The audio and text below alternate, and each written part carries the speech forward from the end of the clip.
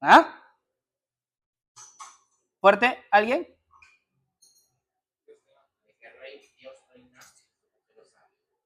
Que Dios reina. Muy bien, gracias, Dios. ¿Y qué significa eso? Que Dios reina. Aunque en realidad creo que eso vimos la primera. Fue la primera, cuando estuvimos hablando sobre la providencia, la primera sesión. La semana pasada no estuvimos hablando de eso. ¿Mm? Ya se les olvidó, una semana, chicos. Ese fue el título, ¿no? El poder que consuela. ¿Y a qué nos referimos con la providencia como un poder que consuela?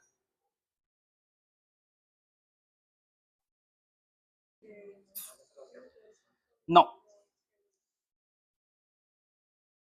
no se acuerdan, chicos. ¿Ah? No. De eso se trata la providencia, pero no. Ya, que Él nos ama, chicos. Cuando estamos hablando de la providencia como el poder que nos consuela, es porque la providencia es esa extensión del amor de Dios. Dios permite las cosas y ordena las cosas bajo su profundo amor. Que la providencia es una expresión de ese amor de Dios para con nosotros y por esa razón podemos confiar en la providencia. No es un poder que está por ahí para arruinarnos nuestras vidas, al contrario, es el poder que tiene un Padre amoroso, es el Padre amoroso quien controla el universo. De eso estuvimos hablando al menos la semana pasada y esta semana quiero entrar a un escenario en donde si han seguido la línea sobre la providencia, por ahí quizá les ha salido la pregunta y la pregunta es, Néstor, si la palabra de Dios enseña que Dios tiene el control de todo y sustenta todo, desde las cosas creadas como la historia, ¿qué hacemos con las desgracias que pasan en la vida? ¿Qué hacemos? Si decimos que Dios tiene el control y que Dios sustenta todo y que Dios gobierna todo a partir de su providencia, ¿qué hacemos con las guerras? ¿Qué hacemos con las sequías? ¿Qué hacemos con las hambrunas donde mueren miles de personas? O la guerra. ¿Cuántas personas murieron en la Segunda Guerra Mundial? ¿Alguien sabe la cifra, más o menos, un aproximado? ¿Cuánto? No, no es 5 millones. 60 millones de personas aproximadamente fallecieron en la Segunda Guerra Mundial entre soldados y civiles. Para que te hagas una idea, sería que toda la población del Perú muera 2 veces. Y si lo quieres dimensionar, es que toda la población de Lima muera 6 veces. Es un montón. ¿Cuántas personas crees que murieron en la revolución bolchevique y que mañana más tarde se implementaría justamente en la revolución comunista de la URSS? ¿Cuántas personas crees que fallecieron? Solo en la revolución bolchevique fallecieron aproximadamente 17 millones de personas. Y luego en su implementación, tanto en las revoluciones comunistas de la Rusia y de la China de Mao Zedong, fallecieron más de 100 millones de personas. ¿Qué hacemos con esas cifras? La última gran pandemia que padeció el mundo, finalizando la Primera Guerra Mundial en el año 1919, que se llamó la gripe española, ¿sabes cuántos murieron de la fiebre española o de la gripe española? Aproximadamente 100 millones de personas. Es un montón, por donde quiera que lo quieras ver. Eso es si vemos números grandes. Vamos a números más pequeños, a dimensiones quizá un poco más personales. El día de hoy, yo fui con mi esposa a un baby shower de una amiga que tenemos en común y el primo de nuestra amiga en común llegó un tanto tarde, un poco triste y resignado, cuando él en realidad es una persona muy alegre, yo lo conozco hace ya años, y yo le digo, oye, Denis se llama, Denis, ¿qué pasó? Me acaban de robar. ¿Cómo? Estaba bajando y me robaron el celular, ahí la típica, ¿no? La moto pasó y me arrancaron el celular y ahora estoy bloqueando pues todas mis cuentas bancarias, etcétera. Y yo le digo, oye, y así como curiosidad, ¿no? ¿Qué celular tenías? Me había sacado recién el iPhone. Qué feo, ¿no? ¿Qué hacemos con eso? ¿Qué hacemos con las enfermedades que pueden pasar en nuestras vidas? ¿Qué hacemos con las desgracias? La pérdida del trabajo, el cáncer. Tú tenías un plan, un proyecto lindo y al final se derrumba, se destruye. ¿Qué hacemos con las desgracias que pueden pasar? Que fallezca papá, que fallezca mamá, que fallezca el hermano. O temas quizá un poco más oscuros, si lo queremos ver, violaciones. Nadie quiere esas cosas para su vida, pero sabemos que pasan, tanto en dimensiones pequeñas como en dimensiones grandes. ¿Dónde está Dios en medio de todo esto? ¿Por qué Dios lo permite? ¿Por qué un Dios que dice que nos ama, o que incluso, Néstor, si quieres que a los malos les pase eso, te entiendo, Dios dice que ama de manera especial a su pueblo. ¿Acaso los cristianos no sufren? ¿Acaso por ser cristianos estamos libres de desgracias? A los cristianos también nos roban, a los cristianos también nos matan. Actualmente existen 2 genocidios de manera continua y silenciosa en el mundo, que son genocidios porque son específicamente a un sector de la población, que es la población cristiana. En Nigeria, que es quizá la que más se conoce ahora último, que se ha asesinado aproximadamente a más de 1 millón de cristianos en ese país en lo que va del año 2025, es un montón. Y la segunda es de uno de los países donde más se persigue a los cristianos en el mundo, y mucha gente no sabe que es nuestro vecino, Colombia. En Colombia se estima que han muerto más de 100.000 cristianos en el año 2025. Es un montón, por donde quiera que lo quieras ver. Es un montón. ¿Qué hacemos? Bueno, esto en realidad se debate, se escribe y se explica, no solo en cursos, sino también en libros. Y hay libros muy bonitos que hablan justamente sobre cómo un Dios justo, un Dios santo y un Dios amoroso permite estas cosas, las regula, las gobierna a través de su santa providencia. Evidentemente, en los 30 minutos que tengo no voy a poder darte una explicación exhaustiva, ¿no? Clara, plena, quizás solo picarte un poquito el bichito para que tú mismo puedas investigar un poquito. Porque la Biblia en realidad también está llena de estas historias. Y no es que la Biblia se quede en silencio. Es más, hay una historia en donde el mismo Jesús responde sobre la relación de la providencia y las desgracias que pueden aparecer. Vamos al libro de Lucas y ahora sí arrancamos con la sesión, con un poder que gobierna es el día de hoy lo que me gustaría explicarles. Ahí déjalo. Vamos al libro de Lucas.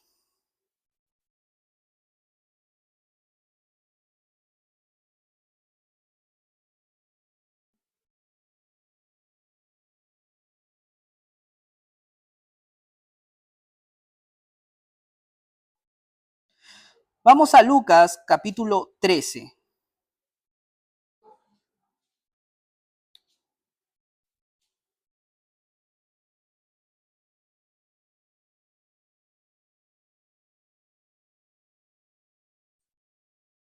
Lucas 13 dice lo siguiente.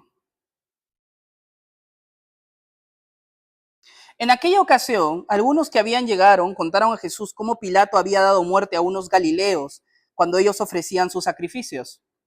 Jesús respondió, ¿piensan ustedes que esos galileos, por haber sufrido así, eran más pecadores que todos los demás galileos? Les digo que no. De la misma manera, todos ustedes perecerán a menos que se arrepientan. ¿Qué había pasado con estos galileos? Si uno analiza un poco más la historia, se va a dar cuenta que estos galileos eran rebeldes, nacionalistas, que se levantaron contra el imperio romano. ¿Y qué crees que hizo Pilatos? Pilatos, para darle un ejemplo, ¿no? Aprovechó esto, masacró a los galileos y se mojó las manos, y los soldados romanos se mojaron sus manos con la sangre de estos galileos enfrente de las personas y luego la tiraron a la tierra. Una manera de que la sangre que habían derramado estos hombres valientes, nacionalistas, no servía para nada, solo a lo mucho para limpiar la mano a los romanos. Fue un acto sumamente violento e impactante para las personas. Y las personas fueron a contarle a Jesús y diciendo, Jesús, ¿cómo es esto? Y Jesús, mira lo que dice, ¿piensan ustedes que estos galileos que sufrieron mucho en mano de los romanos, fueron torturados, luego masacrados y luego su sangre fue utilizada como si fuese agua? Qué terrible forma de morir. Y Jesús dice, ¿acaso ustedes creen que estos eran más pecadores que los demás galileos, que no padecieron eso? No. Les digo que no. De la misma manera, todos ustedes perecerán a menos que se arrepientan. Y aquí va a otro ejemplo, quizá un ejemplo poco conocido que utiliza Jesús. ¿O piensan que aquellos 18 que fueron aplastados por la torre de Siloé eran más culpables que todos los demás habitantes de Jerusalén? Les digo que no. De la misma manera, todos ustedes morirán a menos que se arrepientan. ¿Qué era la torre de Siloé? En esa época, la torre de Siloé era, digamos, el edificio del Banco de la Nación de Lima o el Westin. Era el edificio más alto que se pretendía construir dentro de la ciudad de Jerusalén. ¿Sabes cuántos metros aproximadamente tenía? Un aproximado de 20 metros. Pero para la época era un hito, ¿no? Estamos construyendo un edificiazo. Y bueno, al parecer el arquitecto no hizo bien sus planos y digamos que la torre se derrumbó. Y al derrumbarse, habían 18 personas que estaban debajo de la torre y la torre los aplastó a todos. Vamos a una referencia quizá un poco más moderna. ¿Cuántas personas murieron en la desgracia de las Torres Gemelas en el 11 de septiembre? ¿Alguien tiene un número aproximado? Poco más de 2.000 personas. En las Torres Gemelas, el edificio más grande o las torres más grandes de la ciudad de Nueva York en esa época. Entonces, el impacto fue mundial. Bueno, para Israel el impacto fue igual. La torre Siloé cayó y mató a 18 personas, inocentes. Y Jesús dice, ustedes creen que ellos eran inocentes. Ustedes creen que ellos, entre comillas, eran más culpables que ustedes y por esa razón seguramente Dios hizo que la torre cayera encima de ellos. Justicia divina, los mató. No nos mató a nosotros porque seguramente nosotros somos justos y puros. Y Jesús dice, no, al igual que ellos murieron, ustedes también morirán. Para Jesús, la providencia no es un acto para discutir.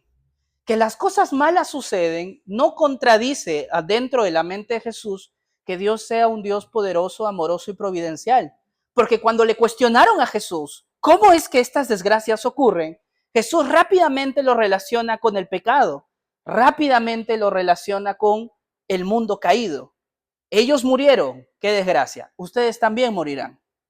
La única manera en que las desgracias de la vida parezcan que tengan sentido es que ustedes se arrepientan.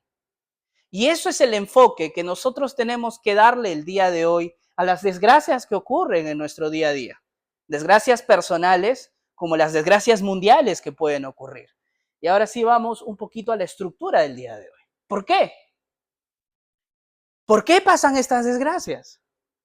¿Por qué un Dios amoroso permitiría que exista violaciones? ¿Por qué un Dios amoroso permitió que mi papá o mi mamá mueran? ¿Por qué un Dios que dice que me ama tanto permitió que pierda el trabajo o que me roben o que me dé esta enfermedad tan terrible, Néstor? O que me haya pasado una injusticia, una traición. ¿Por qué? Si Dios me ama, si Dios es bueno, ¿por qué? Bueno, vamos a leer estos versículos para reflexionar un poquito sobre el pecado y sus consecuencias. Les voy a pedir, por favor, que me ayuden a buscar Santiago 4 del 1 al 3. Le voy a pedir, vamos de, Mariana, ayúdame, Santiago 4 del 1 al 3. Daniel, por favor, Isaías 59:2. Jonathan, por favor, Segunda de Crónicas. Eso lo voy a leer yo porque es un poquito más largo y para que se escuche mejor. Jonathan, ayúdame con Gálatas 6:7. ¿Ya? También lo voy a leer. Que están larguitos, entonces para que se puedan escuchar en el video. Santiago 4, del 1 al 3, ¿qué nos dice? ¿De dónde vienen las guerras y los otros? No es de vuestras naciones las cuales combaten codiciáis y no tenéis, matáis y hacéis envidia. No podéis alcanzar, combatís y lucháis, pero no tenéis lo que deseáis, porque no pedís. Pedís y no recibís, porque pedís mal, para gastar en vuestros derechos. Aquí Santiago abarca un grupo grande de las desgracias que ocurren en la vida, los conflictos, conflictos que traen dolor. Todo conflicto mal solucionado trae dolor.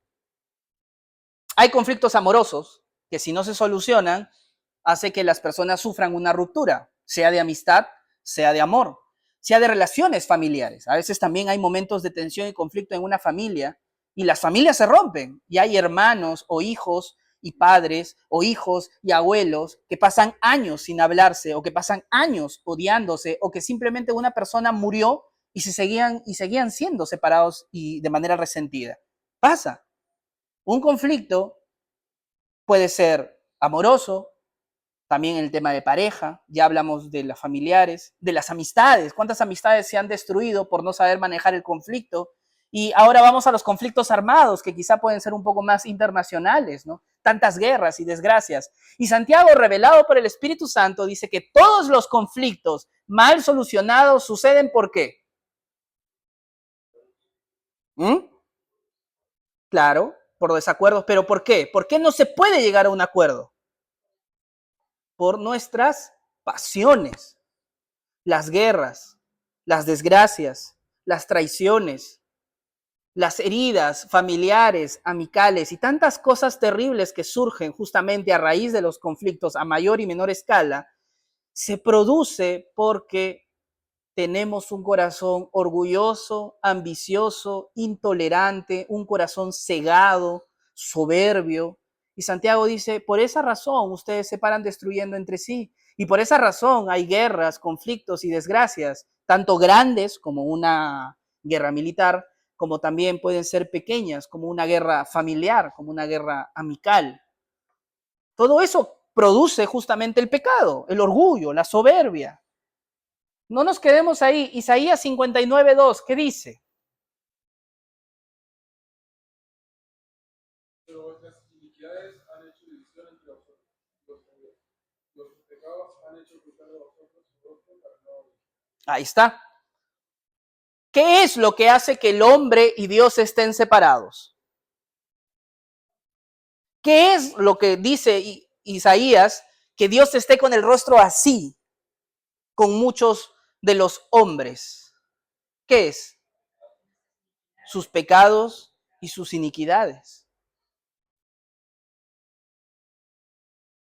¿Te das cuenta? Mira lo que dice Crónicas, segunda de Crónicas, capítulo 7, del 13 al 15, dice, cuando yo cierre los cielos para que no llueva, o le ordene a la langosta que devore la tierra, o envíe plagas sobre mi pueblo, si mi pueblo que lleva mi nombre se humilla y ora y me busca y abandona su mala conducta, yo lo escucharé. Desde el cielo, yo perdonaré su pecado y restauraré su tierra. Mantendré abiertos mis ojos y atentos mis oídos a sus oraciones para que se eleven siempre a mi santo lugar. Dios dice, yo voy a estar siempre atentos a ustedes. Yo voy a responder siempre sus plegarias. Yo sanaré su tierra. Yo proveeré, bendeciré, guiaré y los protegeré. Siempre lo voy a hacer, dice el Señor. Si mi pueblo se arrepiente de sus pecados. Si mi pueblo me busca. Ahí hay una condición de Dios que se relaciona a lo que dice Isaías. Dios muchas veces está distante de nosotros por nuestra iniquidad y nuestra maldad. Mira lo que dice el versículo 19 al 20. Pero si ustedes me abandonan y desobedecen mis estatutos y mandamientos que les he dado, y se apartan de mí para servir y adorar a otros dioses, entonces los arrancaré de raíz de la tierra que les he dado y repudiaré este templo que he consagrado en honor de mi nombre. Entonces los convertiré en el objeto de burla de todos los pueblos. Y Dios hizo eso.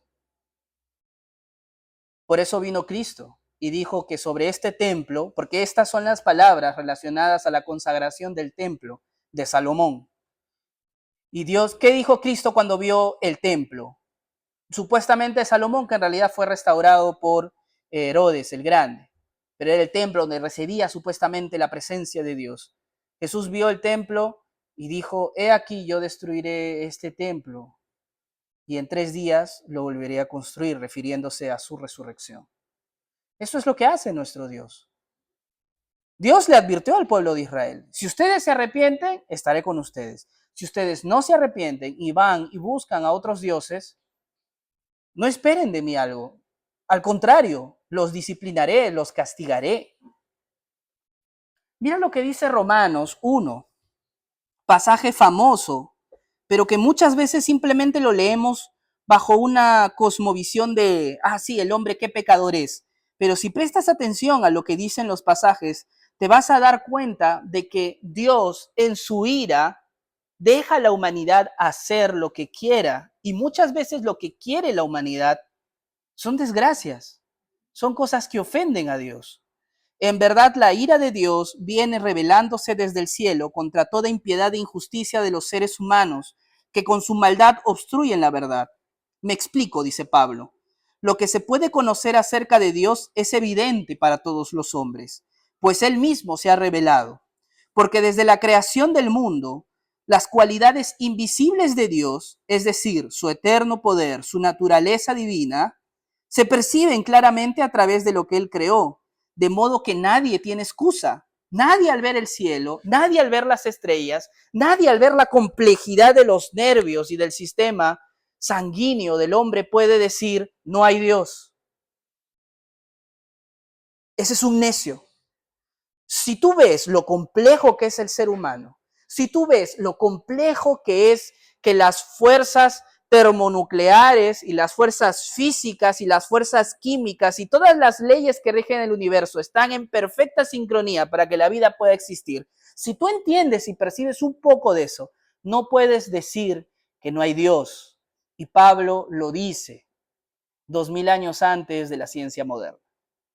Dice, Dios le ha revelado a todos los hombres, solo basta para que vean el cielo, vean las montañas, vean el cuerpo del hombre y se den cuenta de su eterno poder y de su naturaleza divina.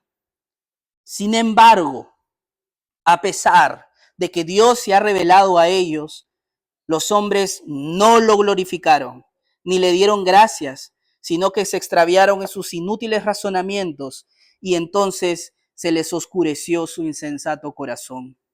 Y aunque afirmaban ser sabios, ellos se volvieron necios y cambiaron la gloria del Dios inmortal por imágenes que eran réplicas del hombre mortal, de las aves, de los cuadrúpedos, de los reptiles.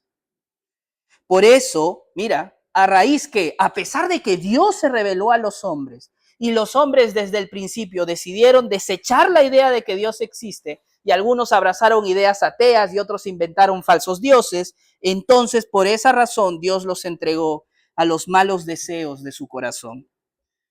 Y estos malos deseos los condujeron a la impureza sexual, de modo que degradaron sus cuerpos los unos con los otros, cambiando la verdad de Dios por la mentira, adorando y sirviendo a cosas creadas antes que al Creador, quien es bendito por siempre. Amén. Por tanto, Dios los entregó a pasiones vergonzosas. En efecto, las mujeres cambiaron las relaciones naturales por las que van contra la naturaleza, y asimismo los hombres dejaron las relaciones naturales con la mujer y se encendieron en pasiones lujuriosas los unos con los otros. Hombres con hombres cometieron actos indecentes y recibieron sobre sí el mismo castigo que merecía su perversión.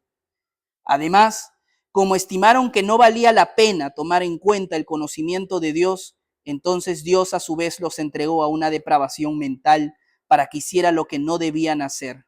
Y estos hombres se han llenado de toda clase de injusticia, maldad, avaricia y depravación, y están repletos de envidia, homicidio, desacuerdos, engaños, malicia. Son chismosos, mentirosos, enemigos de Dios, insolentes, soberbios y arrogantes. Se ingenian maldades, se rebelan contra sus padres, son insensatos, desleales, insensibles, despiadados. Saben bien, según el justo decreto de Dios, quienes practican tales cosas merecen la muerte. Sin embargo, no solo siguen practicándolas sabiendo que estas cosas merecen la muerte, sino que incluso aprueban e incentivan a que los demás la practiquen. Ese texto es tremendo. Es muy fuerte lo que dice Pablo aquí. Pablo, si se abriera un podcast, seguramente YouTube lo cierra a la hora. Porque es muy fuerte. Porque habla en contra de todas las cosas que este mundo promueve el día de hoy. Y Pablo arranca diciendo que el hombre tenía conocimiento de todas estas cosas y que el castigo de Dios entonces es que Dios los deja simplemente a que sigan ahondando en su perversión, en su inmundicia. Síganle, dice el Señor, porque la ira está sobre ellos. Y eso es terrible. Gálatas 6:7, ¿qué dice? No os engañéis, Dios no puede ser burlado. Todo lo que el hombre sembrare, eso también será. Listo. Me gusta cerrar con este pasaje para que entendamos entonces, si el hombre siembra conflicto, si el hombre siembra desgracia, si el hombre siembra traición, si el hombre siembra lujuria, si el hombre siembra infidelidad, si el hombre siembra homicidio, si el hombre siembra ambición, ¿qué crees que vendrá del cielo? No te engañes, dice Pablo. Lo que el hombre sembrare, eso cosechará. Hay muchas cosas que Dios permite, cosas que son desgracias, como guerras, como hambrunas, como homicidios, como enfermedades, porque son la consecuencia de que el hombre se ha descarriado. Santiago dice, las guerras es por el corazón del hombre. Y Pablo lo que dice es, Dios pone su rostro así a las necesidades del hombre y los ha dejado a que se perviertan y se pudran en su inmundicia, porque el hombre eso ha querido. Entonces, hay tantas cosas, chicos, que sería bueno que antes de pensar, Dios, ¿por qué lo permites? Sería bueno preguntar, ¿qué ha hecho el hombre para que Dios permita tal aberración?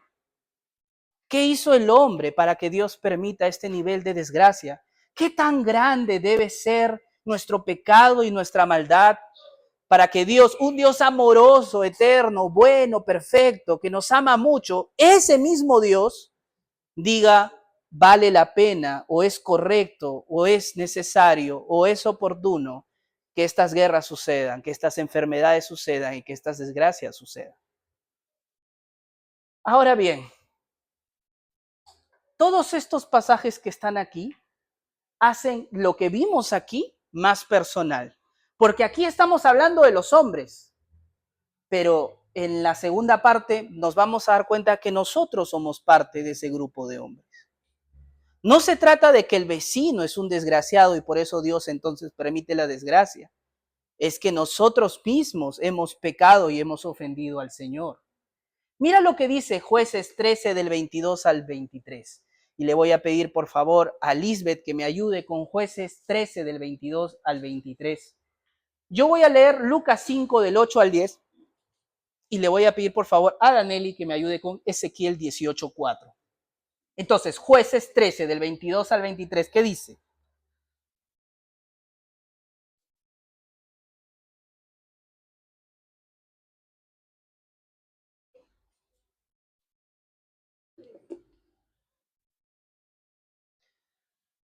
¿Mm? Amor, ¿tienes agua?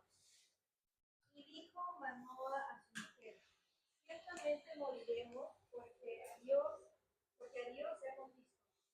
Su mujer le respondió, si Jehová nos quisiera matar, no aceptaría de nuestras manos el holocausto y los quemas, y nos hubiera mostrado todas estas cosas, y ahora nos habría anunciado esto. Manoah y su esposa, ¿padres de quiénes? ¿De quiénes son? De Sansón, muy bien. Ellos habían ofrecido un sacrificio y Dios recibió con agrado este sacrificio. Pero dicen que en ese momento se le apareció el ángel del Señor y les anunció justamente el nacimiento de Sansón y que este iba a ser un hombre lleno del Espíritu Santo y que iba a traer justicia al reino de Israel. Y una vez que se termina, o sea, que el ángel del Señor se desaparece de su presencia, Manoah, que era un hombre temeroso de Dios, ve a su esposa y le dice, nos fregamos, hemos visto al Señor. Y sabemos nosotros, por los testimonios de Moisés, que nadie puede ver a Dios, porque el hombre que ve a Dios, ese hombre morirá. Moriremos. Manoah dice, somos pecadores. Él reconoce que es pecador. Y dice, moriremos. Y me gusta mucho la respuesta de su esposa, porque es una respuesta con lógica. Y muchas veces tú y yo tenemos que aplicar esa misma lógica antes de que decir, no, Dios es malo, nos va a destruir o nos va a matar. Momento, le dice su esposa. Si Dios nos quisiese matar, no hubiese aceptado con agrado nuestra ofrenda. Tranquilo. Confiemos en el Señor. Y dicho y hecho, no murieron, al contrario, se cumplió la promesa que Dios les había dado. Manoah sabe una verdad y parte de un principio. Somos pecadores, hemos visto a Dios, debemos morir. Eso es cierto. Pero la esposa de Manoah también sabe la otra parte de la verdad. Dios nos ama. Dios es misericordioso. Dios es piadoso. Dios ha recibido nuestra ofrenda. En nuestro caso, nosotros no hemos presentado una ofrenda al Señor. Nuestro cuerpo es una ofrenda al Señor. Pero ¿quién es la ofrenda de todos nosotros?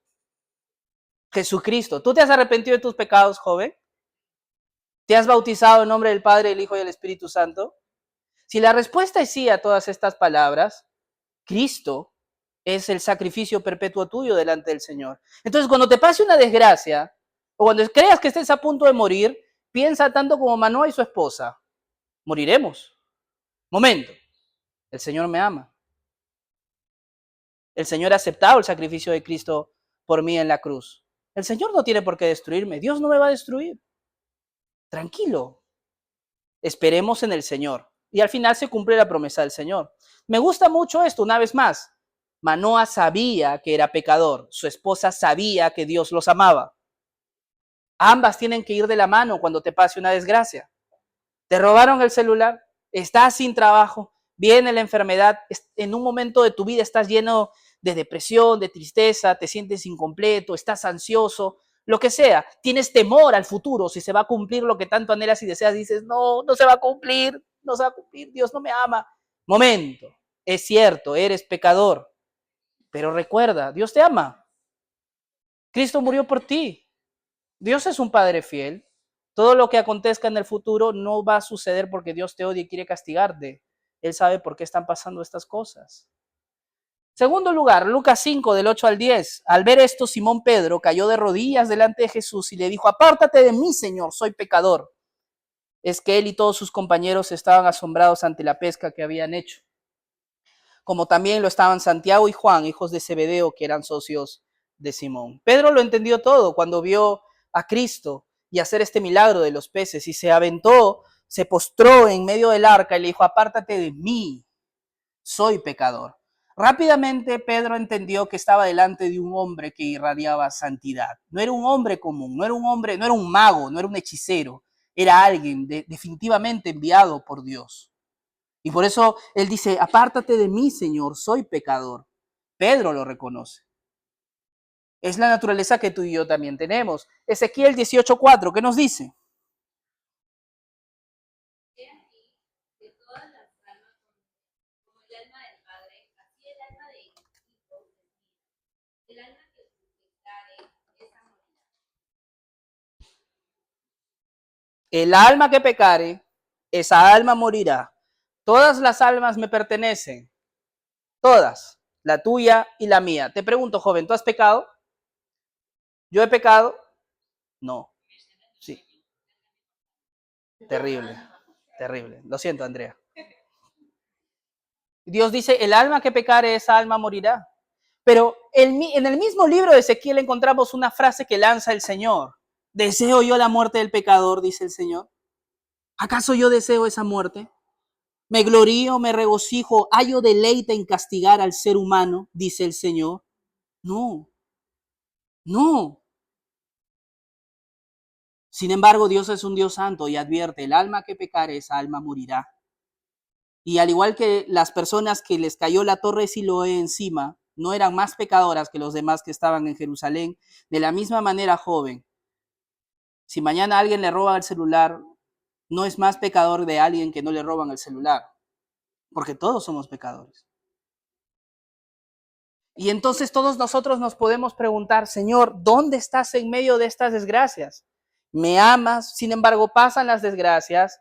¿Dónde estás, Señor? ¿Por qué si somos tu pueblo no deberían pasarnos un poquito menos de desgracias que a los paganos? Y esto es algo que el mismo salmista se pregunta. Vamos a Salmos 77, ahí dice 97, no le hagan caso. Salmos 77 del 7 al 9. A cualquiera que lo tenga primero que lo lea, por favor. Salmos 77 del 7 al 9.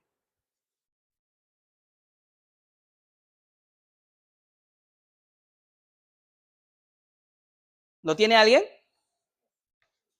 ¿Sí? Sí, Salmo 77, del 7 al 9. Desechará el Señor para siempre. Fuerte, fuerte, Diego, por favor. Desechará al Señor para siempre. No volverá más a hacer. Ha cesado para siempre. Se ha acabado perfectamente su promesa. Hasta el 9. Ha olvidado Dios el tener misericordia. Ha encontrado con ira piedades. Miren lo que dice el Salmo. Son preguntas reales que se hace el salmista. ¿Dios se olvidó de nosotros? ¿Dios se olvidó de hacer milagros portentosos?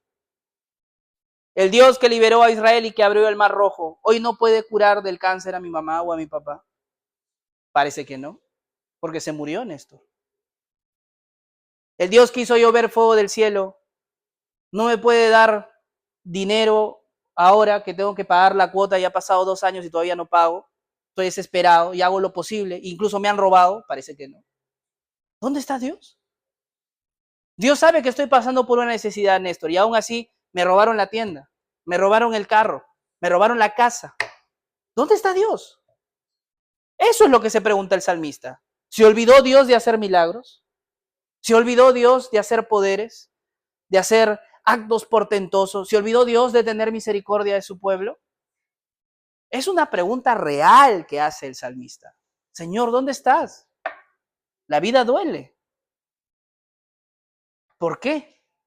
Yo entiendo que somos pecadores, pero Cristo murió por nosotros. Yo entiendo que estés enojado con el mundo, porque el mundo está lleno de maldad, de inmundicia, y lo entiendo perfectamente. Pero ¿te has olvidado de mí? Yo trato de hacer lo que es justo, trato de hacer lo que es bueno, trato de seguir tus caminos. ¿Qué hay de mí? ¿Por qué me acontecen estas cosas? ¿Dónde está tu amada providencia? Salud. Y ahí es donde nosotros tenemos que acordarnos de quién es nuestro Dios. Cuando yo les hablaba de la canción y que el amor de Dios no es un amor circunstancial, es la misma razón para nosotros. Somos muy fáciles para olvidar lo mucho que Dios nos ama. Nos olvidamos rápido. Y tiene sentido. Parece que nos han criado para eso. Te cuento una anécdota. Yo estaba en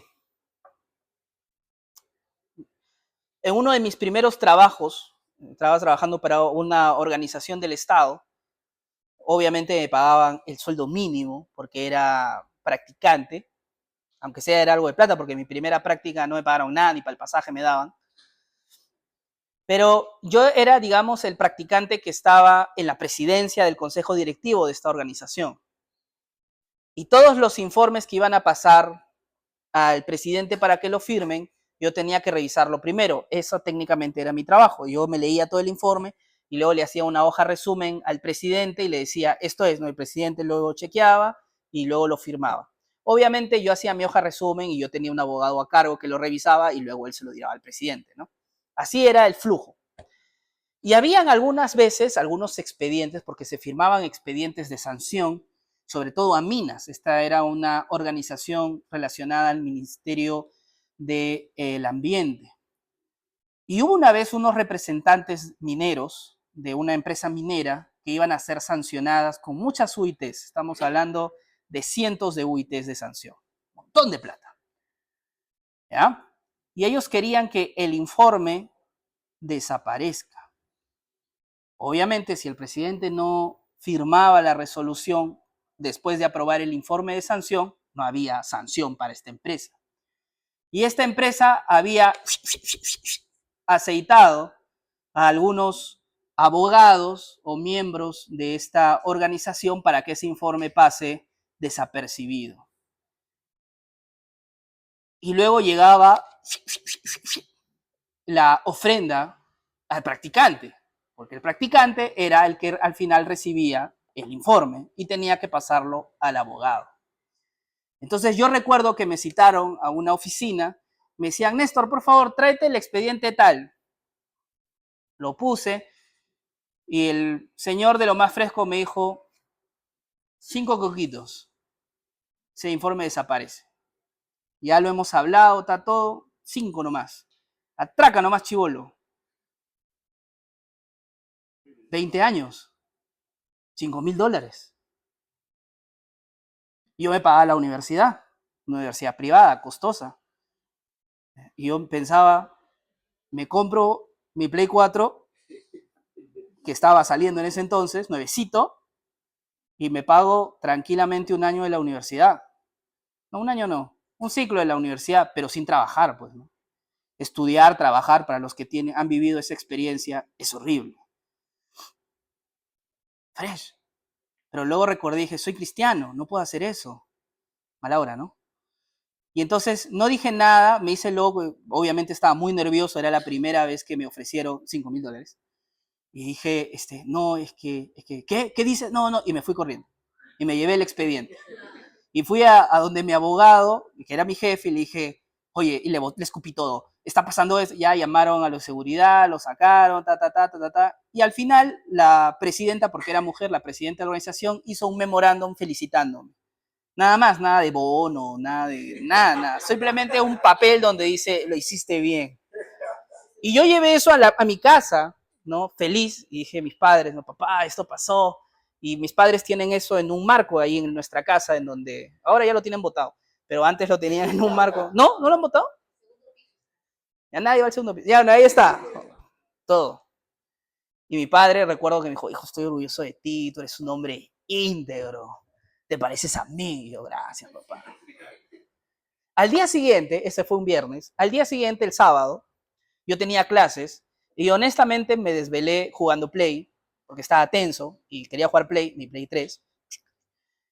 Y yo soy de la filosofía que a una que otra clasita te puedes faltar.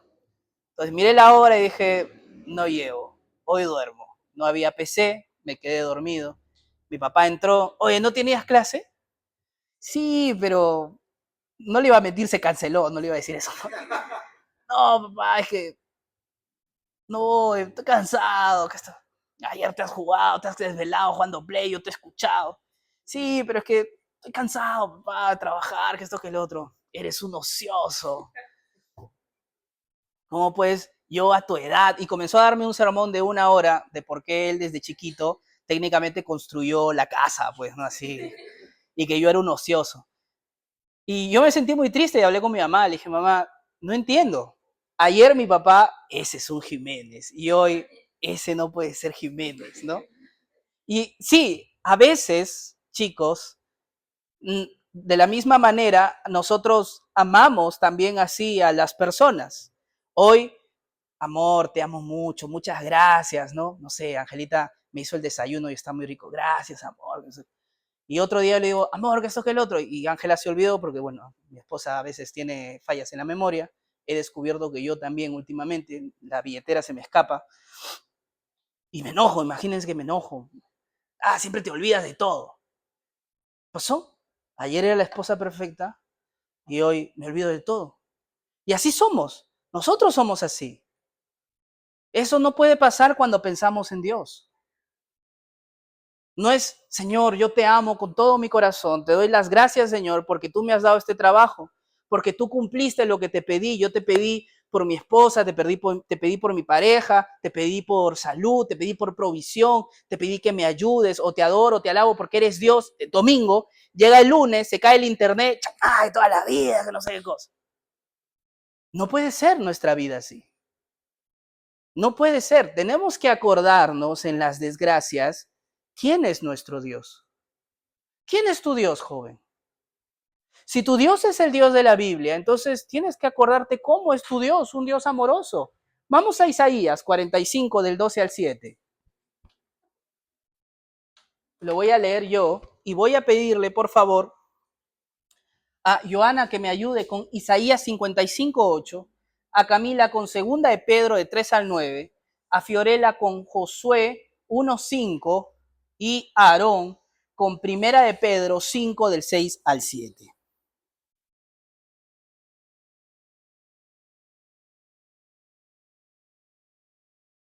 Entonces vamos a Isaías 45, del 12 al 17, y dice lo siguiente. Yo hice la tierra y sobre ella creé a la humanidad. Mis propias... ¿Dónde está? Perdónenme. Yo hice la tierra y sobre ella creé a la humanidad. Mis propias manos extendieron los cielos y di órdenes a todo su ejército. Levanté a Ciro en justicia, allanaré todos sus caminos. Él construirá mi ciudad y pondrá en libertad a mis cautivos, pero no por precio ni soborno, lo digo yo, el Señor de los ejércitos. Esa es la promesa que hace Dios para levantar un imperio, para castigar a otro. Ciro, que es el emperador persa, va a ser utilizado por Dios para destruir a los babilonios que destruyeron a Jerusalén. Y Dios dice, yo creé los cielos, creé la tierra y puse a la humanidad en ella. Yo hice todo esto. Ese es nuestro Dios. Nuestro Dios hizo el cielo y la tierra y te creó a ti y a mí y gobierna todas las cosas. Recuerda eso aún cuando pase una desgracia en tu vida. Isaías 55:8, ¿qué dice?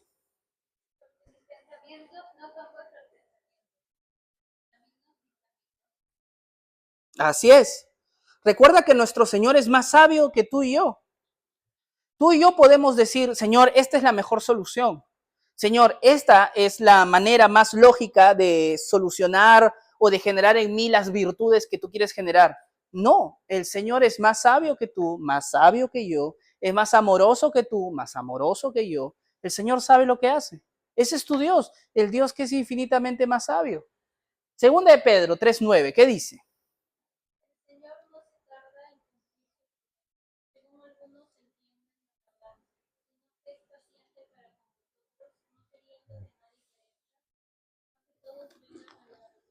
Amén. Bendita sea la paciencia de Dios que tiene para con nosotros los pecadores. Yo te puedo decir esto con claridad. Cuando yo era jovencito y rebelde, muy rebelde y malcriado, yo he tenido muy buenos amigos y el día de hoy me volví a topar con varios amigos, muy buenos amigos de mi juventud de etapa escolar y universitaria. Amigos que amo con todo el corazón. Me alegra mucho volver a verlos. Pero también sé que ese mismo Néstor que vivió al lado de ellos es el Néstor que hizo que a más de uno le llegue ir al colegio, a la universidad, porque yo era una persona muy fregada. Y igual tú. Hay personas que te pueden querer y hay personas que los cuales pueden decir, Señor, llévatelo. Qué especial, qué pesado, qué cansado puede ser. Y así somos todos. Bendita sea la paciencia del Señor. Yo estoy seguro que si una de las personas a las que yo en algún momento de mi vida pasada les he lastimado, si Dios hubiese escuchado su oración de llevarme, estaría muerto. Y no estaría el día de hoy aquí presente, no estaría casado con mi maravillosa esposa, no tendría este bonito ministerio, no habría llegado a esta bonita iglesia, no los hubiera conocido a ustedes, no hubiese podido predicar, no hubiese podido ayudar a algunos jóvenes a llegar al bautizo, no hubiera hecho JC en la Universidad de San, donde hemos predicado a más de 300 personas. No hubiésemos hecho nada de eso. Bendita sea la paciencia del Señor que tuvo conmigo, un pecador. Y bendita sea la paciencia de Dios para contigo. Pedro dice, Dios no se tarda en emitir su justicia y cumplir sus promesas. Lo que pasa es que Él es paciente para con todos. Tú no sabes si la persona, Dios lo diga así, Dios así lo permita, pero tú no sabes que la persona que le robó el iPhone a este joven llamado Dennis, mañana más tarde se convierta al cristianismo. Tú no lo sabes. Yo no lo sé. Honestamente, yo no lo sé. Uno de los testimonios quizá más grandes es el caso de Newton. John Newton, el compositor del himno Sublime Gracia. ¿Sabes quién era él? Él era un marinero mercante, pero no transportaba comida ni oro, transportaba personas. Él era un esclavista. ¿Tú sabes lo que eran los esclavistas? Eran personas que estaban dedicadas a la trata y transporte de personas como esclavos de un país o de un lugar donde no eran esclavos para llevarlos a otro país, especialmente América, para que sean esclavos. Y los esclavistas entraban a aldeas y los cazaban como si fuesen animales a las personas. Los marcaban como si fuesen animales y los metían a los barcos. Y muchos de los que estaban en los barcos fallecían porque no los alimentaban como debían alimentarlos, no los cuidaban como debían ser cuidados. Los llevaban como si fueran animales, como si fuesen pollos. ¿Tú has visto cómo transportan a los pollos en esos camiones grandotototes? Horrible. Así transportaban a las personas. Millones de personas fallecieron en el mercado de esclavismo. Newton era uno de ellos. Quizá uno de esos esclavos, o si tú y yo hubiésemos sido esclavos de este hombre, no le hubiéramos rogado al Señor, Señor, destrúyelo, haz justicia. Mira a este hombre. Vamos a un caso más antiguo e incluso puesto en la Biblia. ¿Quién fue el gran promotor de la primera persecución de los cristianos en el primer siglo? Pablo. La gente, los cristianos odiaban a Pablo, entre comillas, odiarlo, y le pedían a Dios que haga justicia, que lo maten a Pablo.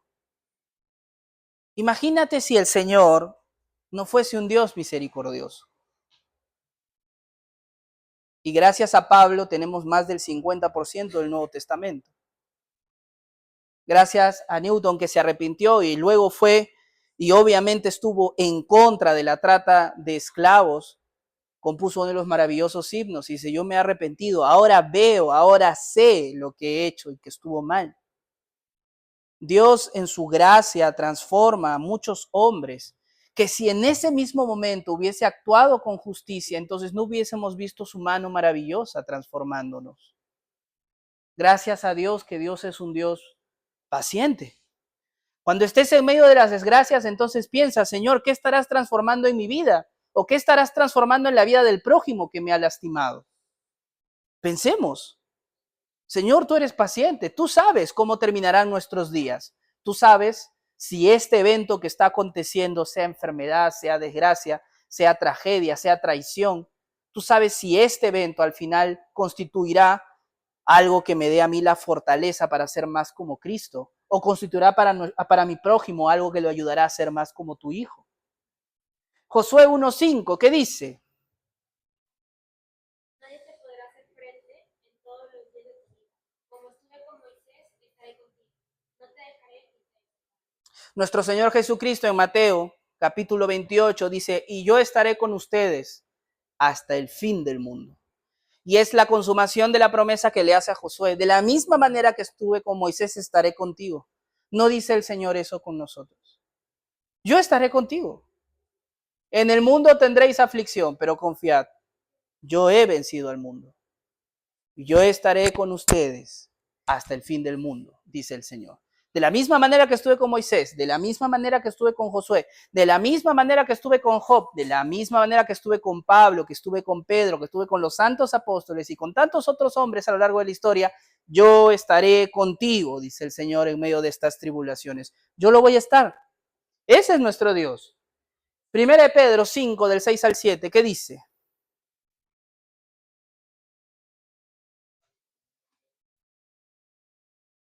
Primera de Pedro 5, del 6 al 7. Fuerte, por favor, Aarón.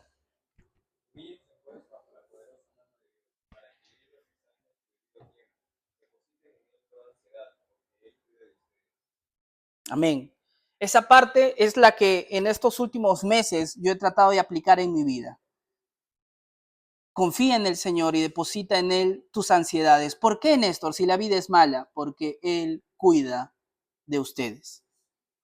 Ese es el mensaje del apóstol Pedro. Dios cuida de ti. Dios cuida de mí.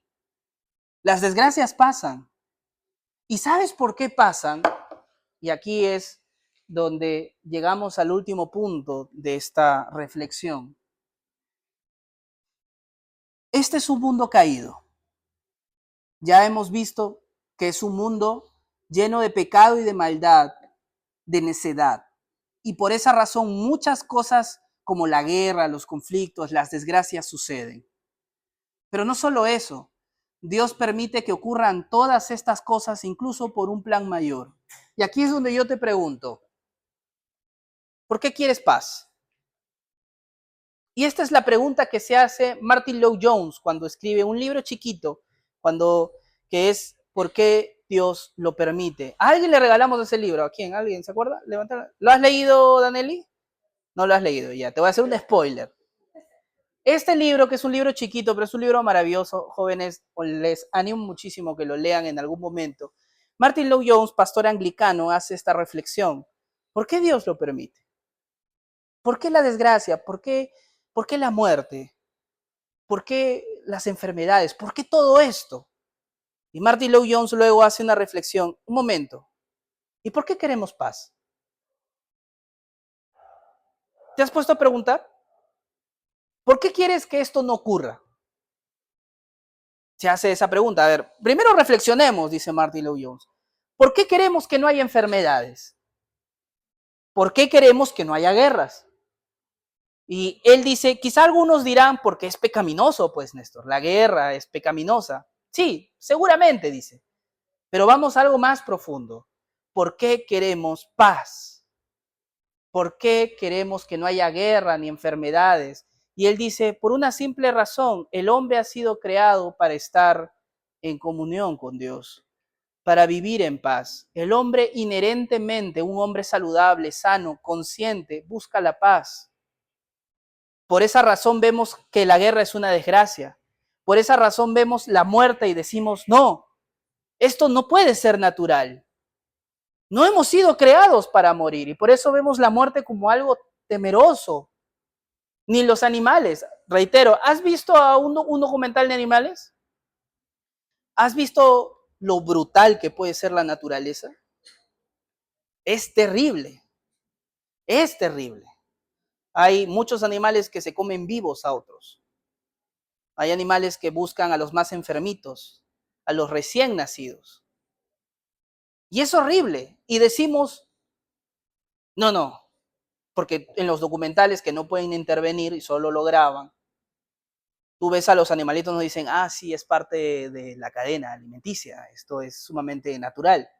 No es algo rosadito como el Rey León, ¿no? En donde conversan y dicen, las gacelas no las comemos, papá, sí, pero es por el bien del reino, es la cadena. Ya, los animales no la pintan así, los animales lloran, los animales sufren.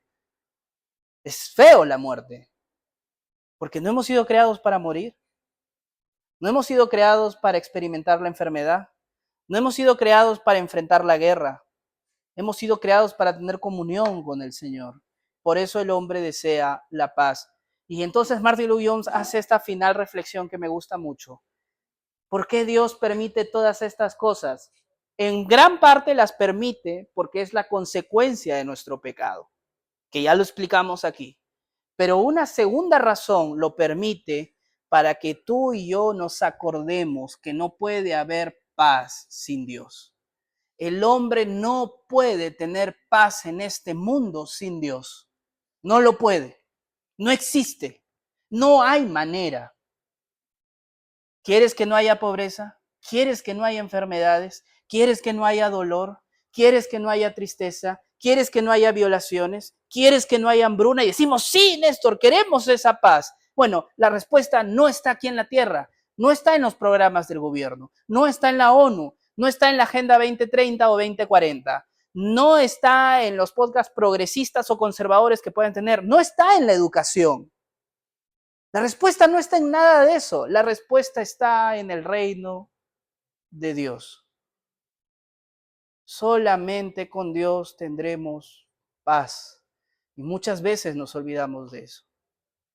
¿Cuántas veces recurrimos y queremos forzar a que el mundo nos dé esa paz que el mundo no nos puede dar?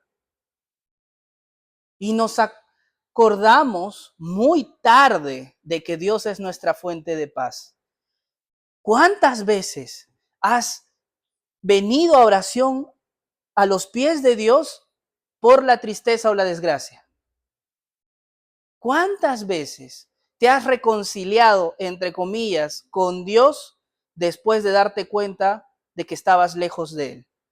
¿Cuántas veces has buscado a Dios honestamente recién a partir de la desgracia, de la desesperación, de la enfermedad? Honestamente, si tu testimonio hablase, cuando tienes enamorada, enamorado, todo te va bien, tienes la plata que quieres, te va excelente, no falta salud, tienes energía para ir al cine, tienes energía para salir, estás en el prime de tu vida, todo va bien y genial. Yo te pregunto honestamente, ¿das el 100% a Dios? ¿Oras todo el tiempo? Y la mayoría, chicos, incluyéndome, probablemente diríamos no. O sea, vengo el domingo, ¿no? Porque hay que venir. Y ahora pregúntate, ¿cuándo estuviste más cerca de Dios, humillado en oración, buscando al Señor día y noche, en oración, en plegaria, viniendo a la iglesia, sirviendo con devoción, diciendo, Señor, te necesito, Señor, escúchame? Probablemente cuando estabas atravesando una necesidad grande o la desgracia tocó la puerta de tu vida. Probablemente ahí, y entonces me darás la razón. Dios permite muchas veces las desgracias para que te acuerdes que este no es el lugar que se nos ha prometido para tener paz. Es con Él. No es este el lugar. No es el play. No es la pareja. No es el sexo. No es el dinero. No es la salud. No es eso. ¿Quieres tener paz? Con el Señor es tu paz. Y por esa razón Pablo en el libro de Filipenses, por ejemplo, dice, cómo me gustaría estar con el Señor y gozar de Él y tener perpetua paz. Me encantaría, anhelo eso, dice Pablo. Pero soy consciente que todavía no es mi momento porque tengo todavía cosas que hacer aquí. Hechos 9, versículo 31. Le voy a pedir a Diego Mendoza que me ayude. Hechos 9, 31. Augusto, por favor, 1 Timoteo 1, del 1 al 2. Adriano, por favor, Romanos capítulo 8, versículo 18. Andrea, segunda de Corintios, capítulo 4, versículo 17 al 18, y yo voy a leer Apocalipsis 21, 4.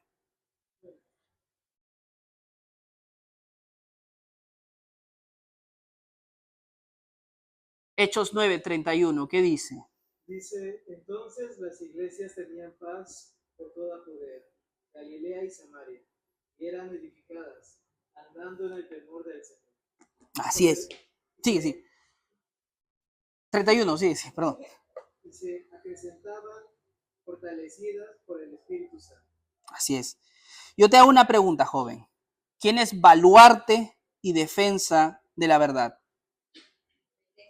La iglesia. Nosotros somos parte de la iglesia. ¿Quiénes son los que tienen que ser pregoneros de esa paz? Somos nosotros. ¿Quiénes somos los que somos el medio por el cual Dios reconcilia al mundo con su Hijo? ¿Quiénes son? Todos aquellos que pertenecemos a la iglesia, eso lo dice Pablo, como si Cristo rogase a través de nosotros, reconciliaos con Dios. 1 Timoteo 1, del 1 al 2, ¿qué dice? Pablo, apóstol de Jesucristo, por mandato de Dios, nuestro Salvador, y del Señor Jesucristo, nuestra esperanza. A Timoteo, verdadero hijo en la fe, gracia, misericordia y paz, de Dios nuestro Padre y de Cristo Jesús nuestro Señor. Creo que me equivoqué. Ahorita te digo, doctor, dame un segundito.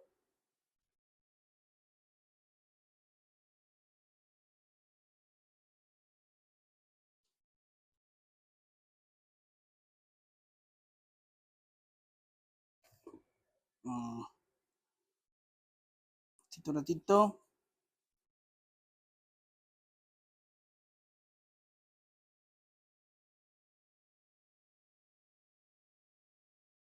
Ah, 1 Timoteo 2, del 1 al 2. 1 Timoteo 2, del 1 al 2, ¿qué nos dice? Sordo ante todo, a que se haga rogativas, oraciones, peticiones y acciones de gracias por todos los hombres, por los reyes y por todos los que están en eminencia, para que vivamos quieta y responsadamente en toda piedad y honestidad. Amén. Une estos dos versículos. Las iglesias viven en paz llenas del Espíritu Santo. Y Pablo diciéndole a Timoteo, exhorto que la iglesia ore constantemente por los que gobiernan nuestras naciones para que podamos vivir en paz. Porque la paz no viene del mundo. La paz no viene, reitero, de la educación. La paz no viene de eso. C.S. Lewis decía algo muy interesante. C.S. Lewis decía, educa al ser humano, salud, educa al ser humano y no le des Cristo y tendrás demonios intelectuales. La educación no es lo que nos va a traer la paz. No estoy menospreciando la educación, siempre he sido defensor de que si pueden hacer diplomados, maestrías, háganlo. Pero eso no es para que todos nosotros seamos más civilizados. ¿Cuánta corrupción, cuántos delitos se mueven en el mundo de la gente multimillonaria? Hace poco estábamos volviendo a recordar, debido a la actualización de los juicios del caso Epstein, por ejemplo, personas multimillonarias, con muchísimo dinero. No es el dinero, no es el estatus, no son los contactos y no es la educación que puedan recibir las personas la que las hace menos malas. No es eso. Es Dios. Y Pablo lo entiende. Oremos por el mundo. Oremos por nuestros gobernantes. Oremos porque la paz de Dios viene a través de Él y de su Santo Espíritu manifestado en este mundo, al menos por ahora, a través de la iglesia. Romanos 8:18, ¿qué dice? Romanos 8:18. Pues tengo por cierto que las aflicciones del tiempo presente no son comparables con la gloria venidera que en nosotros ha de manifestarse. Amén. Pablo dice algo que es bien interesante. Pablo dice, estoy consciente, la tengo clarísima, que las aflicciones que padezco hoy no se comparan con la paz, el gozo, la tranquilidad y la felicidad que obtendré cuando esté con el Señor. Este mundo, joven, y es algo que vamos a tratar si Dios nos da la vida semanas más adelante cuando entremos en una nueva serie, este mundo que está bajo la influencia del diablo nos bombardea constantemente con una idea nociva que muchas veces se ha anidado en el corazón de muchos de nosotros, los jóvenes. Y es una idea falsa. Es una idea de que solo vale este mundo, que solo vale vivir aquí, que aquí es donde se ama, que aquí es donde se gasta, que aquí es donde se vive bien. Que si no tienes esa ropa, que si no tienes ese perfume, que si no tienes ese sexo, que si no tienes esa diversión, que si no tienes esa prosperidad, entonces no sirve, no vale. Y eso es mentira. Está muy bien tener una buena laptop. Si puedes, cómpratela. Está muy bien tener un buen perfume. Si está dentro de tu presupuesto, cómpratelo. Está muy bien viajar. Está muy bien tener un buen celular. Está muy bien pagarte buenos estudios. Está muy bien comprarte una buena casa o un buen carro. Eso está muy bien. Pero nada de eso es más valioso que estar con el Señor. Y este mundo nos hace creer que sí es más valioso. Entonces, para obtener el carro, para obtener la casa, para obtener ese viaje, estamos dispuestos a menospreciar las cosas del Señor. ¿Cuántos de nosotros no hemos hecho eso? ¿Cuántos de nosotros no estamos dispuestos a dejar de venir un sábado o un domingo, de hacer nuestros devocionales, de hacer servicio, de hacer buenas obras a nuestro prójimo, con tal de obtener un poquito más? Con tal de lograr ese sueño terrenal que queremos, de estar con esa persona que queremos. ¿Cuántos? Muchos jóvenes. El Señor permite las desgracias para que nos acordemos. Esto que pasa aquí no es todo. Hay algo más glorioso y que vale mucho más. Pero tenemos que creerlo. De lo contrario, entonces, las desgracias que pasan aquí, pues, son eso, desgracias sin propósito. ¿Y no es así? 2 Corintios 4, del 17 al 18, para ir terminando. Porque esta leve tribulación momentánea produce en nosotros un cada vez más excelente y eterno peso de gloria, no mirando nosotros las cosas que se ven, sino las que no se ven. pues las cosas que se ven son temporales, pero las que no se ven son eternas. Amén. Amén. ¿Han escuchado alguna vez esta frase? No es tonto aquel que está dispuesto a sacrificar lo que puede perder para obtener aquello que nunca va a perder. ¿Alguien alguna vez ha escuchado eso? ¿No?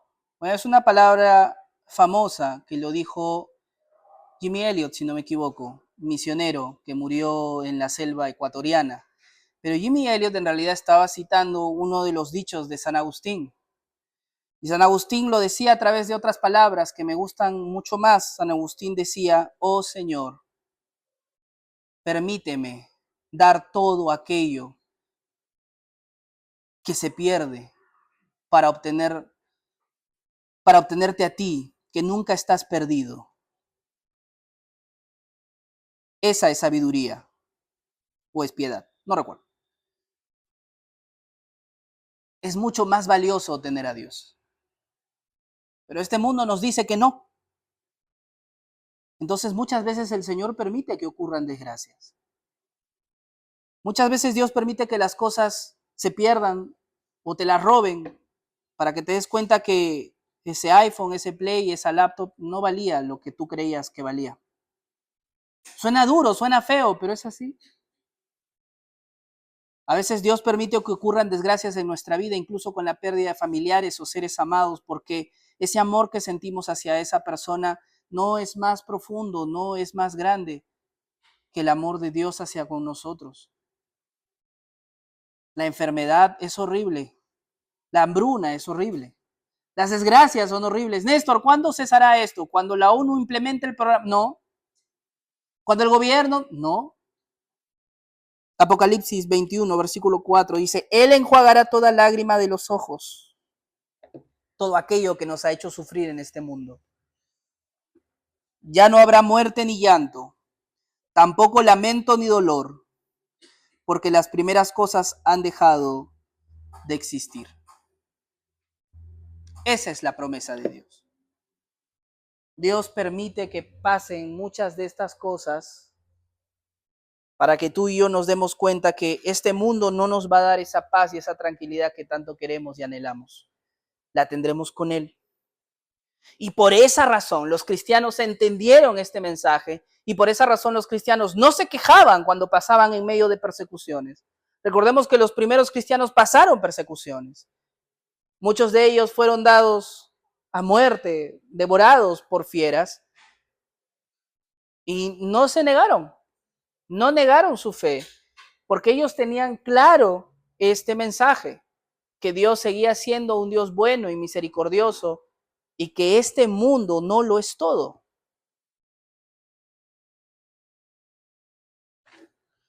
Joven, yo te pido que cuando la desgracia toque tu vida o cuando medites en las desgracias que ocurren a nuestro alrededor, porque a ver, no hay que irnos a la Segunda Guerra Mundial para meditar en las desgracias que pasan.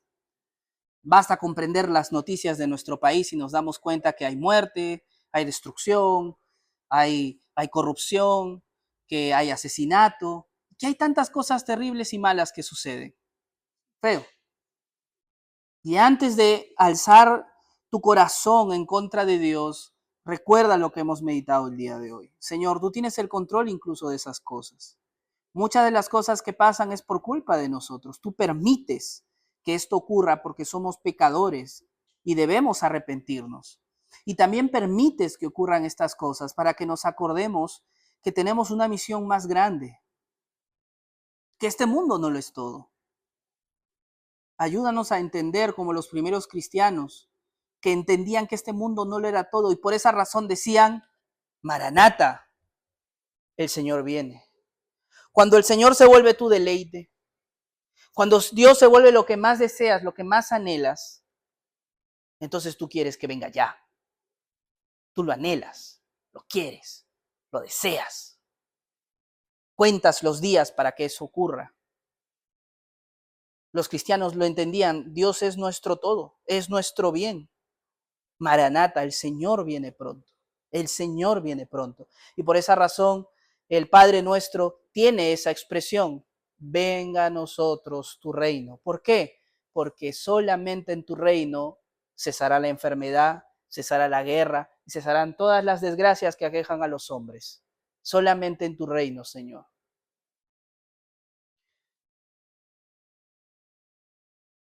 Cito ahora un pasaje, la página 37 del libro ¿Por qué Dios lo permite? De Martin Lloyd-Jones. Dios no es caprichoso, no es un tirano como algunos de nuestros gobernantes que se deleitan en hacer el mal y hacer sufrir a sus súbditos con súbitos cambios de humor. Si bien a veces las circunstancias parecen darnos esa impresión, o que Él no está interesado en nuestros dolores o angustias, lo más correcto es reconocer que Dios se destaca por su majestuosa constancia. Sus decretos y su ser son perfectos, eternos e inamovibles. Nuestra mente debe recordar con mayor ahínco en el dolor que Dios ama eternamente, que Él es justo eternamente, que Él es luz y paciente en sobremanera. Lo que suceda o sucedió, por más doloroso que sea, no se explica en su indiferencia, sino en su supremo propósito benigno. Tengamos cuidado de juzgar a Dios como si tuviese nuestro corazón. Nosotros podríamos actuar así, con venganza, con reproche, con olvido, con indiferencia.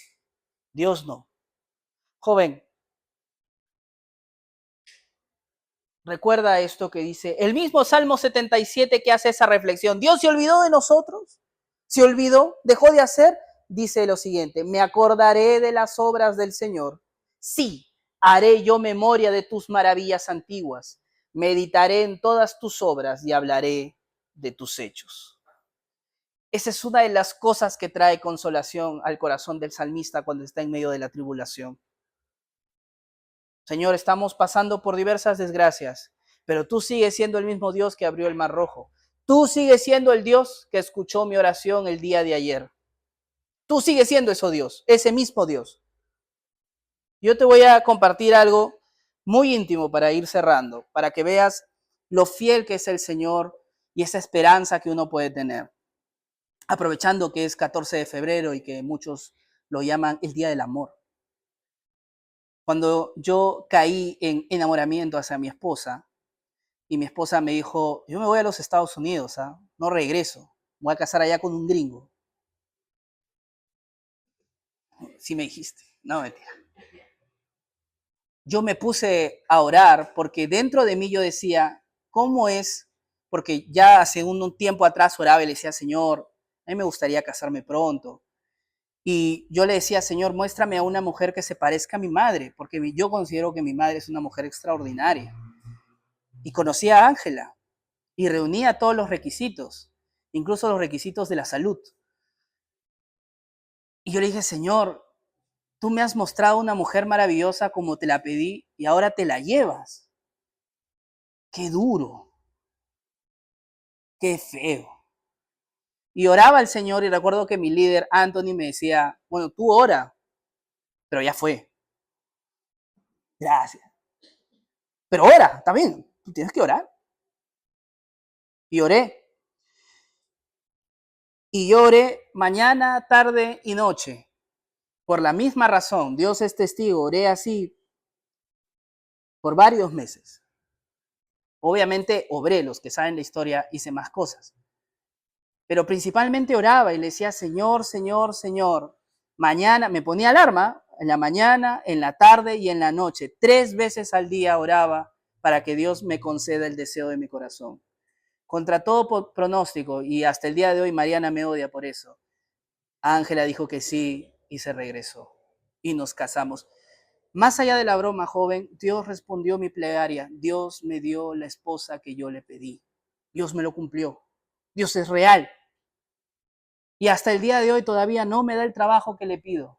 Pero el mismo Dios que me dio mi esposa, que es mucho más importante que tener el trabajo, porque al día de hoy sigo trabajando de manera independiente y algo de dinero cae, pero ese mismo Dios que me dio a una mujer tan maravillosa es el que me da esperanza. Ese mismo Dios me dará lo que yo necesito, sea trabajo, sea emprendimiento, sea lo que sea que me quiera dar para mantener a mi familia. Dios lo hará. Y ese mismo Dios que escuchó tus plegarias cuando le pediste por la universidad, por la salud, por el dinero, por lo que sea que le hayas pedido y le decía, Señor, por favor, respóndeme. Y el Señor cumplió y te respondió. Ese mismo Dios sigue siendo Dios en medio de la circunstancia difícil que puedes estar atravesando el día de hoy. Sigue siendo el mismo Dios. No ha cambiado. Trae a tu mente las obras que el Señor ha hecho en tu vida o las obras que tú has visto que el Señor ha hecho de las personas que amas. Trae a tu mente y no reniegues contra Dios. Existe dolor y desgracia, pero eso no contradice su providencia. Está dentro de su control. Dios te ama. Dios es bueno. Dios es misericordioso. Dios tiene un plan grande, maravilloso para tu vida conforme a su santa voluntad. Dios tiene el control de todas las cosas y no se ha apartado de ti. Él prometió, yo estaré con ustedes hasta el fin del mundo. Vamos a orar y con eso terminamos el día de hoy. Santísimo Señor, creador de todo, tú que eres Dios por sobre todas las cosas. Mi buen Dios, te damos las gracias porque en tu misericordia, tú, Señor, nuestro buen Dios, nos permites, Padre, meditar en tu palabra. Padre mío, tú que eres bueno, tú sabes lo que hay en nuestro corazón. Sabes, buen Señor, tú sabes lo que pasa por nuestra mente. Sabes las circunstancias difíciles que podamos estar atravesando en este momento. Tú lo sabes, Señor. Tú sabes que podemos estar ansiosos, podemos estar tristes, podemos, Señor, estar batallando con muchas dificultades o que recién estamos saliendo o entrando de estas dificultades, buen Señor. Solamente tú sabes el futuro. Solamente tú sabes lo que hemos sufrido, lo que estamos sufriendo hasta ahora. Solamente tú lo sabes, Señor. Padre mío, permítenos, como dice el salmista, me acordaré de tus obras, haré memoria de tus maravillas y meditaré en todas las obras y hablaré, compartiré con los demás tus poderosos hechos. Señor, la providencia no niega el dolor, pero nos da otra perspectiva. Tú gobiernas, tú controlas todo. Nada se escapa de tu poderosa mano, Señor. Ayúdanos a tener plena certeza de estas cosas y poder encontrar consolación en medio de las dificultades. Te lo pedimos de todo corazón, Señor. Ayúdanos. En el nombre de tu Hijo amado Jesucristo. Amén. Amén, chicos. Algunos anuncios mientras Piero nos ayuda con recoger las ofrendas.